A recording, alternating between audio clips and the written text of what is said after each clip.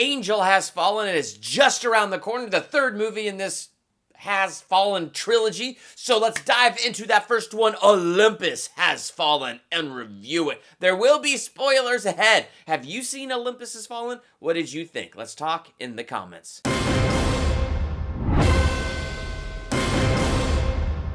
Welcome to Durbania. I'm Durbin, and this is my spoiler talk review for Olympus Has Fallen.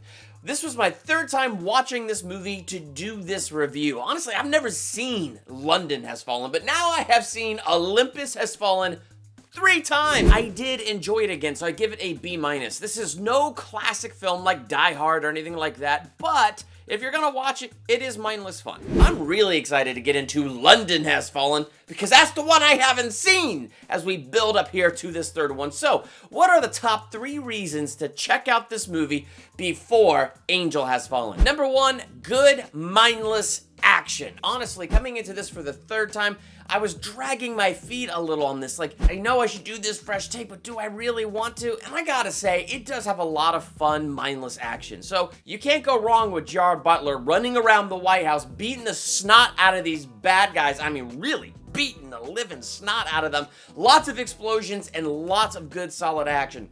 The opening of this film where they come in and take the White House, I'm not sure how realistic that is. Could they really have ever gotten this far? I'm not fully sold that in real life they could have gotten there. But it is one of those action movies where you do have to suspend your disbelief and just sort of enjoy it for what it is. And I found every time that I've watched this movie where I can suspend my disbelief and just kind of enjoy the action sequences for what they are, it is well done action. Gerard Butler does a fantastic job. So it does do a good job holding your attention and bringing you in. Number 2, entertaining. It did not lag. And that kind of goes with that first one, good action, but this has a good pacing. That's what I mean by it did not lag. I feel like there was no point when I was watching this movie that I was bored, which is good because like I said, I was kind of dragging my feet to watch this a third time, but the movie doesn't lag. The action gets going pretty quick in the beginning. First off, when you get into the basic story where, Gerard Butler has to make a tough decision between saving the president or saving his wife. He really wants to save both, but he fails. And so you kind of have that action sequence where there's that car accident, but then right from the action sequence where the White House falls all the way through to the very end, they do a good job of keeping the pace up and keeping the action going, which is good because really the story is very simple and very basic. It's the Die Hard type situation where it's a hostage situation and Mike Benning finds himself inside the situation. He's got to save the president's son, stop the, bombs from going off and save the president. And so he becomes this massive hero, and it's his story where he feels like a failure, and our bad guy Kane keeps bringing that out. I know your history, Mike. You failed to save both the president and his wife. You're a failure. Failure! Looks like you failed again, Mike. They keep throwing that in his face as if they could discourage him, but no, he just keeps on pressing through because that's his heart and his attitude. So it kind of has that basic storyline and basic character motivation, but you know what? It works for this type of movie, and it kind of helped with the pacing of it because you really want him to save the White House. You want him to save the president's son. You want him to save the president. But here's where I kind of feel like they might have missed something. Because to me, it's interesting that this movie opens, and it opens with that huge car accident, and Mike Benning has to make a choice between saving the president and saving the president's wife. So he saves the president because he does his job and he does his duty, which doesn't make the president very happy.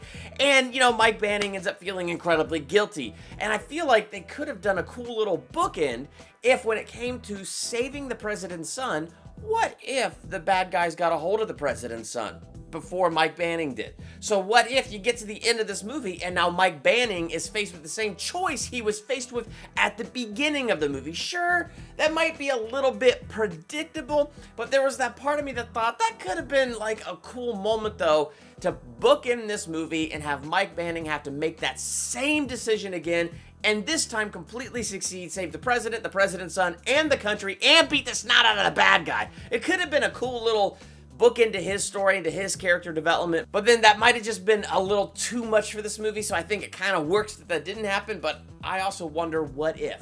Good acting. When I say good acting, I'm talking about Morgan Freeman and Eckhart and Gerard Butler. I think they all three did a good job in their roles. This is a role that I think fits Gerard Butler. It's a intense, let's keep the pace going, and he does a really good job keeping that pace going. I think Eckhart, he's good. Like, he's got some really good facial expressions in the hostage situations, like when they're, hurting the other members of the White House staff to get information out of them, the way his eyes would just get so wide and you see that anger on his face. So I feel like Eckhart did a great job, but I think the best actor in this movie is by far Morgan Freeman. Not just because he's always God or always the president or always something with that soft voice of his that just commands such attention and authority, but because I feel like you could see the weight of the presidential office on him. I mean, there's scenes where you just see him just sit back in his chair like, oh my gosh, and then he turns around and orders coffee, like, Mary, get me a cup of coffee. I want a real cup, I want this much sugar, and okay, now here's what we're gonna do. We're gonna do A, B, C, D. After that, I'm gonna speak with the Russians, the Chinese, the British, and the French,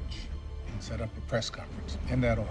And so they did a good job of not only showing him taking charge, but also giving you that human side where you can see that weight on his shoulders. So in the end, I'm giving this movie a B-. I think it's entertaining. I think it has a lot of good action, and the main characters are good at acting. Kang, I didn't even mention him because I just now remembered that he was the villain. He's not the strongest villain. He doesn't bring anything super memorable to that performance where it's like, yeah, that's the villain to end all villains right there. Yeah, I mean, it's satisfying when Gerard Butler beats the ever-living snot out of him at the end and then stabs him in the head with a knife. Yeah, that might be a little bit satisfying, but not because Kang delivered such an amazing performance and was such an amazing villain. So, like, I think that's one of the performances that to me was just kind of mediocre, but I feel like the main actors that we wanted to pay attention to overall did a good job. What did you think of Olympus Has Fallen? Did you enjoy London Has Fallen? Are you excited for Angel Has Fallen? Let's talk about that in the comments. While you're there, hit that subscribe button so you're notified for my next movie review, like my review for London Has Fallen. And I've never seen that, so I'm actually going to watch that with fresh eyeballs and bring you a fresh review of that. And then we'll dive into Angel Has Fallen. My parents are coming out during that week that that movie's out, so it might come out a little bit later, but my mom loves action movies, so it might actually come out on time. It kind of depends on how the week goes. I'm just letting you know. Either way, hit that subscribe button and hit the bell by the subscribe button so you're notified as soon as all of those reviews drop or any other video I do here. I'm Durbin. Thanks for checking out Durbania.